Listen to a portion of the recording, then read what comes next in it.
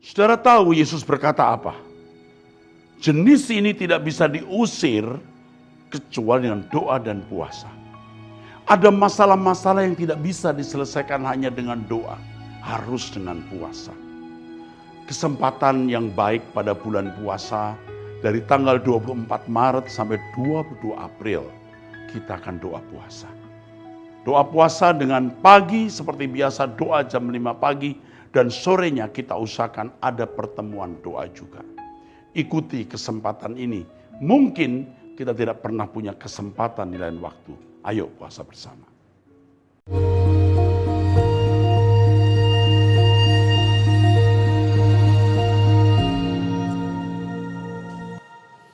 Saudara, kita memasuki episode 590 dari wanita usia 35 tahun dengan 2 anak.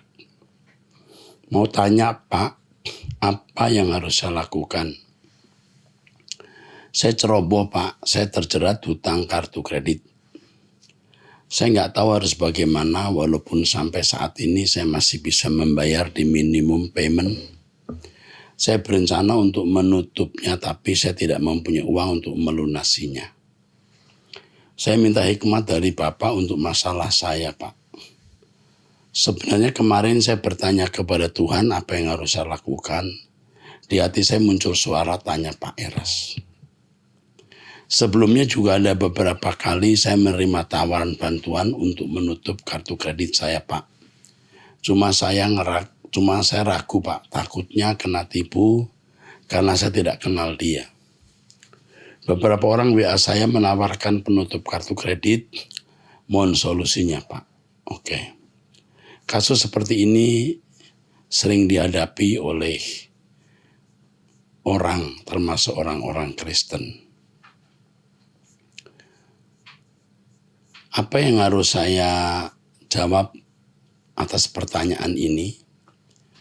Biasanya saya menyarankan Anda datang ke bank untuk minta ditutup dulu supaya bunganya tidak bertambah. Kalau Anda mampu membayar minimum, nah pembayaran minimum itulah yang Anda bayarkan. Minta waktu lebih lama. Ya tentu bank memiliki kebijakan untuk itu.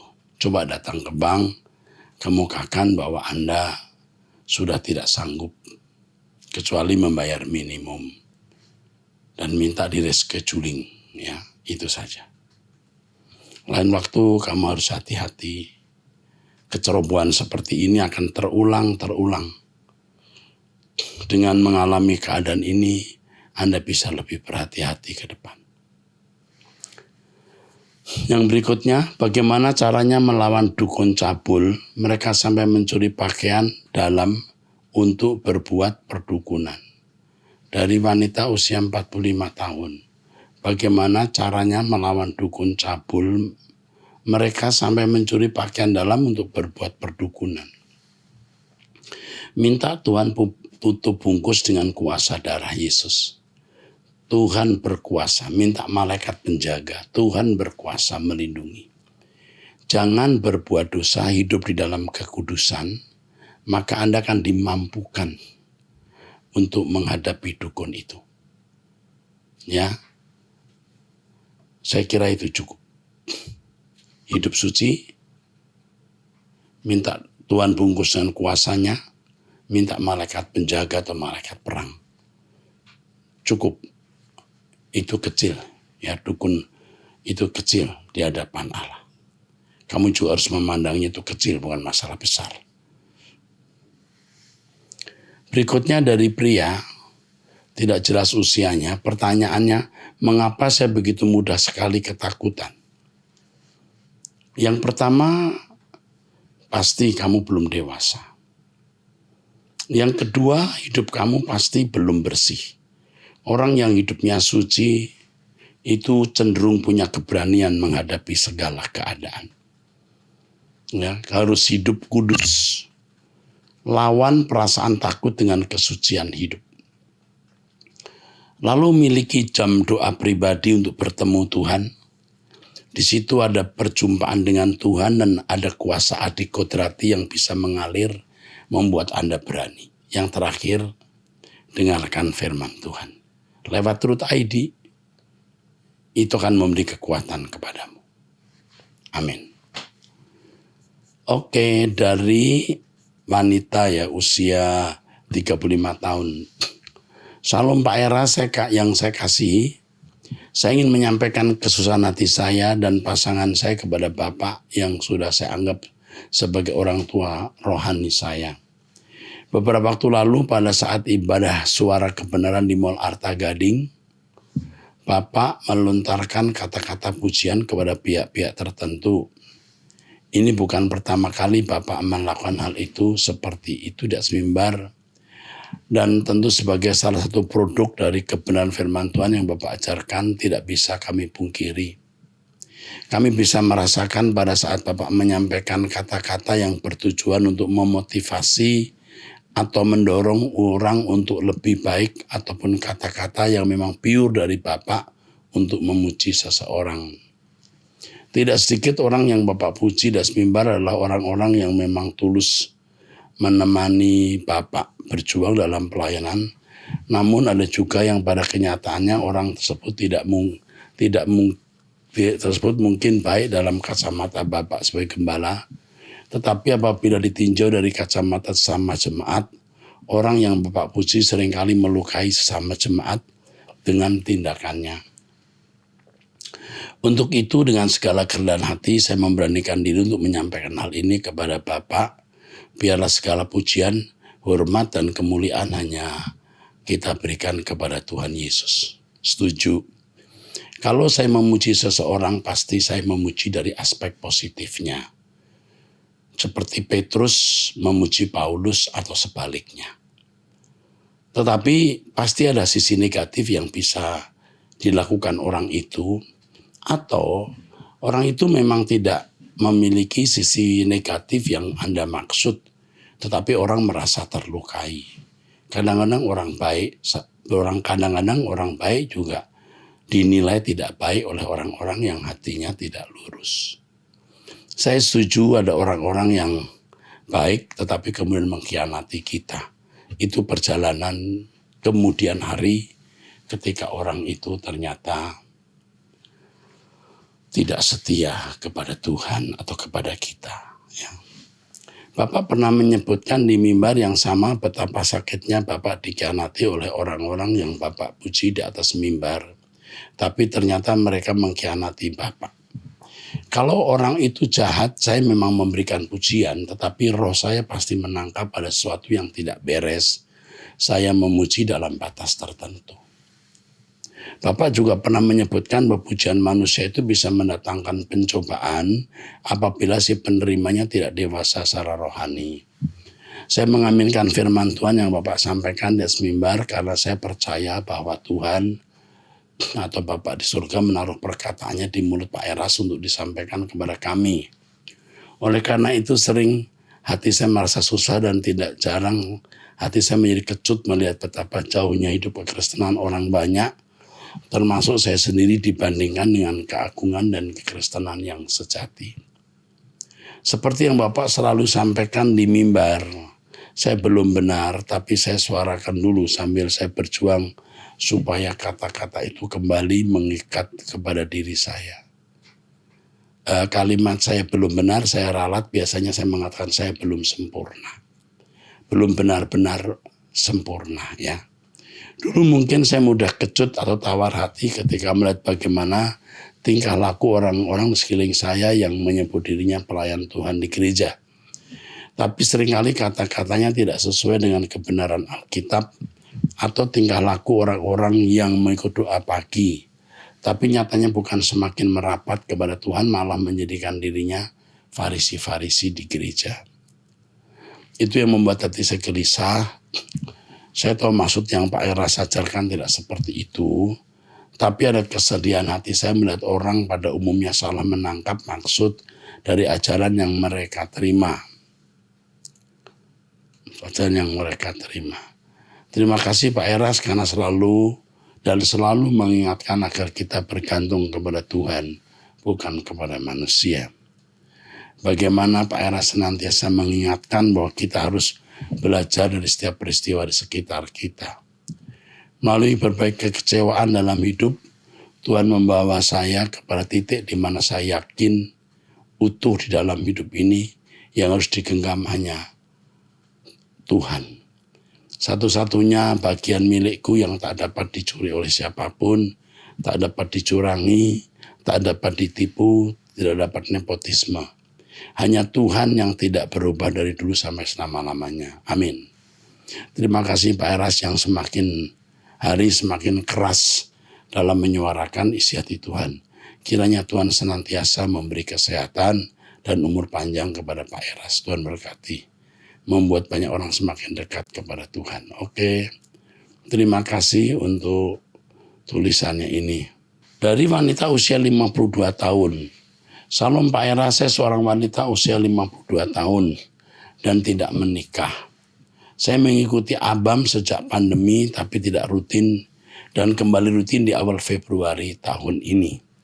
Dulu saya pernah bersumpah tidak menikah karena di Bible tertulis orang yang tidak menikah punya banyak waktu untuk Tuhan.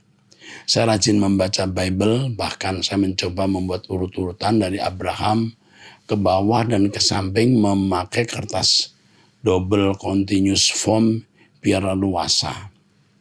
Kenapa? Ya karena saya mau tahu Yesus itu asal-muasalnya dari keturunan siapa. Tapi kerjaan itu enggak dilanjutkan karena kesibukan pekerjaan saya. Yang ingin saya tanyakan ke Pak Eras, pertama, apakah mungkin Tuhan memberikan saya jodoh di usia segini, usia 52 tahun? Saya tidak tahu, tapi mesti tanyakan kepada Tuhan Anda menikah atau tidak. Sumpahnya sudah saya cabut dan batalkan. Yang datang pada saya orang yang berbeda iman atau punya istri. Pasti itu tidak benar ya. Sudah beda iman pasti tidak. Punya istri apalagi. Saya sempat bertanya pada Tuhan kenapa yang datang haram semua. Memang Tuhan gak ada stok. Memang Tuhan gak ada stok lagi.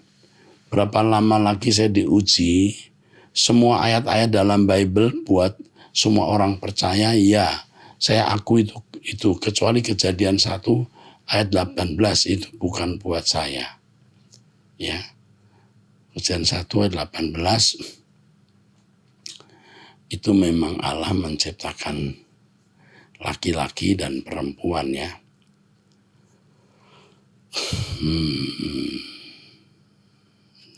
Kejadian 1 18 ya. Tunggu saya baca dulu supaya jelas.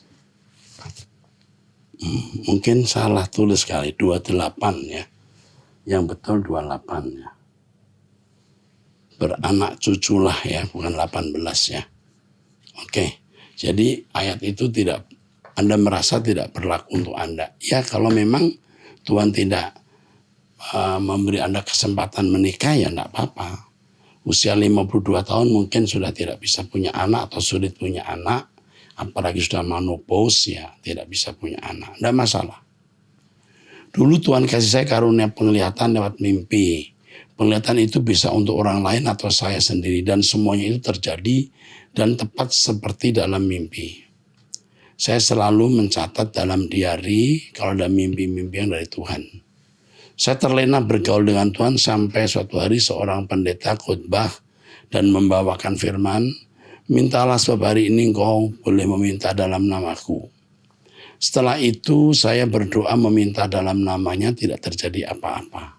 Saya tidak kecewa, mungkin Tuhan tahu yang terbaik buat saya. Saya sempat berkata, Tuhan saya bosan disayang Tuhan terus. Loh, mau juga dong disayang manusia.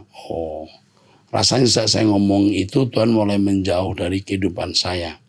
Saya tidak pernah lagi dapat penglihatan seperti dulu. Apakah saya berkata itu mendukakan Roh Kudus? Kenapa Tuhan tidak pernah bicara lewat mimpi lagi? Ya kalau Tuhan tidak beri karunia mimpi lagi ya tidak masalah. Yang penting hidupmu berkenan di hadapan Tuhan. Bisa saja Tuhan mau menjadikan Anda istimewa dan eksklusif untuk Tuhan. Jadi jangan berpikir yang lain. Ketika Anda memberikan hati Anda penuh kepada Tuhan, Tuhan menjadikan Anda istimewa. Oke. Orang ini pernah disantet tetapi 3 bulan, lewat penyakit 3 bulan, lalu setelah itu tanpa bantuan medis, ya, Tuhan menyembuhkan, luar biasa ya. Ini saudari ini seorang yang memang digarap Tuhan. Tuhan beri kesempatan untuk melayani Tuhan. Puji Tuhan. Tetaplah setia menjadi berkat bagi orang di sekitar Anda, bagi adik-adik Anda. Tuhan akan pasti memberikan Anda hikmat melayani mereka. Tidak menikah tidak menjadi masalah, tapi tidak perlu harus bersumpah. Tapi kalau Anda berani berjanji bersumpah, yaitu lebih kokoh. Dengan usia 52 tahun, saran saya memang sebaiknya tidak menikah. Anda lebih fokus kepada Tuhan dan bertanya apa yang harus Anda lakukan untuk pekerjaannya. Tuhan pasti memberi petunjuk. Bagian yang Anda harus penuhi dalam hidup ini untuk pekerjaan Tuhan. Dengan keadaan tidak menikah, Anda bisa lebih bebas melayani Tuhan. Puji Tuhan. Dari wanita usia 60 tahun, Salam Pak Era, saya selama ini mencari makan dengan berdagang kue. Suami saya tidak bekerja sudah 23 tahun yang lalu. Dia sangat malas dan emosi bila makan sayur yang dia tidak cocok. Dia akan berkata kasar untuk sementara. Dia akan berkata kasar. Untuk sementara saya tinggalin dia. Apa salah? Tidak salah. Usia udah 60 tahun, ibu telah bertahun-tahun hidup dalam penjajahan, dalam tekanan. Ibu berpisah dulu ya. Saya tidak tahu ibu punya anak atau tidak. Tapi berpisah dulu biar suami bisa merenungkan ya kasih yang ibu telah berikan kepadanya yang itu disia-siakan dia. Ya, kasihan ibu. Di hari tua ibu bisa menikmati hidup tanpa tekanan. Ya. Suami tidak kerja, diberi makan, kalau kurang enak marah, mengucapkan kata kasar. Oke, biar dia belajar cari nafkah sendiri. Oke, bagus. Wanita usia 28 tahun. Salam Pak Pendeta. Erastus, saya izin bertanya, bagaimana respon kita sebagai anak Tuhan di tengah lingkungan kerja kita yang begitu jahat? Lingkungan kerja saya orang-orangnya serakah, yang kerjaannya mau dibantuin tapi tidak mau bantuin orang. Orang-orangnya tidak tahu berterima kasih, sudah dibantuin tetapi tetap ngejahatin orang lain, ya, tetap berbuat jahat kepada orang yang membantu. Atasan saya nyuruh saya untuk mengerjakan pekerjaan yang tidak sesuai dengan kehendak Tuhan. Orang-orang di tempat saya banyak yang ngomongin atasan di belakang, tetapi di depan atasan pura-pura baik semua. Terkadang saya ingin membalas karena mereka memang jahat sama saya. Saya juga berencana mengundurkan diri karena tidak sanggup lagi berada di situ. Kalau kamu mengundurkan diri dasarnya bukan karena lingkunganmu jahat. Lingkunganmu jahat, kamu harus tetap di situ dan menjadi garam. Tapi masalahnya ada pekerjaan yang diperintahkan atasanmu,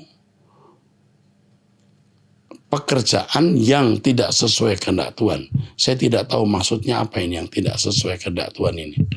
Saya tidak tahu. Tetapi kalau hal itu betul-betul bertentangan dengan kehendak Tuhan dan bisa menyeret kamu ke masalah hukum, ya lebih baik kamu mengundurkan diri. Ya, ingat kalau hanya lingkunganmu jahat, kamu jangan menyerah. Tetapi kalau kamu disuruh melakukan pekerjaan yang itu tidak sesuai dengan kehendak Tuhan dan bahkan memiliki konsekuensi hukum, kamu harus mengundurkan diri dari pekerjaan itu. Bahaya untuk kamu. Oke. Dari wanita usia 51 tahun. Salam Pak Erastus, saya tinggal di Medan. Suami sudah 6 bulan yang lalu sudah meninggal 6 bulan yang lalu. Anak saya 3, yang paling besar sudah bekerja, nomor 2 laki-laki menunggu wisuda, dan bungsu cewek SMU. Saya sangat diberkati dengan khotbah-khotbah Pak Era. Saya selalu ikut ibadah secara online dan ikut doa pagi dan selalu menonton khotbah-khotbah Pak Eras. Oh ya Pak, waktu suami saya masih hidup, saya bilang supaya khotbah Pak Eras aja saya bilang supaya khotbah Pak Eras aja tonton. Tetapi suami saya tidak mau saat itu. Saya bertobat tahun 2000 Pak. Suami saya sangat jahat, main perempuan, judi, berdukun, bahkan pernah ke dukun supaya saya mati. Dalam kurung itu cerita beliau dulu. Tapi saya nggak mati-mati, sampai bayar dukun berjuta-juta. Singkat cerita akhirnya suami bertobat Pak, setelah hampir dipecat dari pekerjaannya. Saya sangat mengalami penderitaan itu hingga kami sempat ditinggalkan. Saat itu 2 orang anak. Setelah dapat berita kalau dia mau dipecat, dia mencoba pulang dan saya mengurus semua hingga bernas kembali. Setelah itu sikapnya masih kasar dalam sama saya, selalu menyakiti hati saya. Tapi saya tetap kuat menghadapinya. Saya juga pernah puasa Esther supaya dia bertobat Pak. Berulang-ulang Tuhan tegur melalui sakit, tetapi tidak berubah sikap kasarnya sama saya Pak. Terakhir dia menyakiti hati saya dengan berkata-kata binatang pada saya. Cemburunya luar biasa. Saya sudah bilang saya hamba Tuhan, tidak mungkin saya melakukan dosa karena saya selalu berdiri di mimbar. Saya worship leader, juga khotbah di doa puasa, ibadah wanita, dan khotbah-khotbah di ibadah kumpulan arisan Pak. Saya selalu mengambil nats dan kata-kata yang menyentuh dan kata-kata profetik dari khotbah Pak Eras. Hingga setelah kejadian itu kami jatuh dari motor, mengakibatkan kaki suami sakit dan sulit untuk berjalan. Dari situ drop terus hingga ginjalnya rusak dan jantungnya bengkak, tinggal 45% berfungsi. Saya mengurus dengan kasih dan tetap setia mengasihi suami, sekalipun saya selalu disakiti. Hingga akhirnya Tuhan memanggilnya. Oh ya Pak, 2 bulan sebelum meninggal kami kumpul, kebetulan ulang tahun anak saya. Saya dan suami Jadi kami buat ibadah dan saling memaafkan. Kami dipulihkan karena hati anak-anak saya yang tersakiti karena perkataan-perkataannya yang sering menyakitkan. Setelah 2 bulan lebih kami buat ibadah pemulihan itu, suami meninggal. Oh ya Pak, saat di ruang ICU, suami saya tetap berseru pada Tuhan Yesus. Saat kritis anak saya berdoa di telinganya, dia lihat air matanya menetes. Anak-anak saya semua melayani Pak. Anak laki-laki saya ketua youth. Yang saya tanyakan apakah suami saya sudah di Firdaus Pak? Saya tidak tahu. Pertanyaanmu tidak saya bisa jawab. Tapi saya melihat hari-hari terakhir dia bertobat, kemungkinan besar dia menjadi anggota masyarakat. Tapi tidak bisa dimuliakan bersama Yesus untuk kelas suamimu seperti ini. Ini bagi yang lain mesti dengar. Istri mengalah diam, lihat Tuhan bertindak begini. Jadi pria-pria jangan main-main terhadap istri. Kalian sewenang-wenang, Tuhan akan berurusan dengan kalian. Ya suami-suami perhatikan ya. Sepertinya aman-aman, tapi tidak aman. Anda kalau kurang ajar, kasar terhadap istri, sewenang-wenang, hidup sembrono, hidup dalam dosa.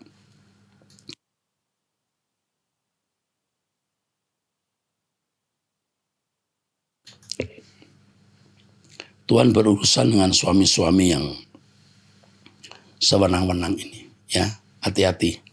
Saya lanjutkan. Ibu ini berkata, apa yang harus saya perbuat Pak? Apa yang Apa saya harus diam saja kalau ada hal-hal yang dibutuhkan gereja, contohnya kurang kipas angin, alat tamborin, mikrofon, dan lain-lain. Saya sering yang menggerakkan, tapi ada aja yang tidak suka dengan hal itu.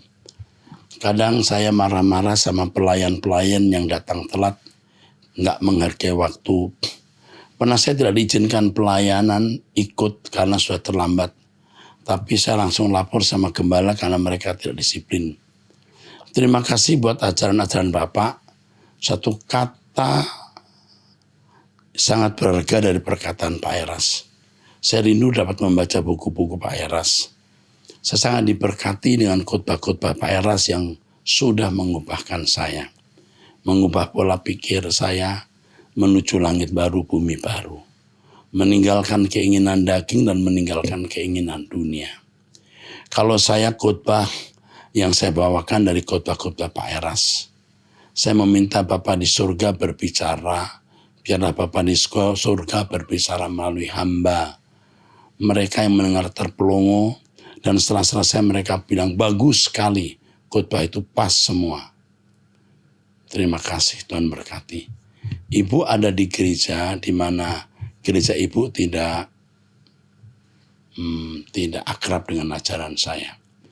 Bahkan sinode gereja ibu sempat membuat surat selebaran yang intinya itu menganggap saya sesat. Tapi puji Tuhan ibu masih bisa ada di situ dan mengajarkan kebenaran yang saya ajarkan. Kalau suatu saat di situ ibu tidak diterima, ibu bisa membuka gereja sendiri. Ibu bisa membuat persekutuan, ya.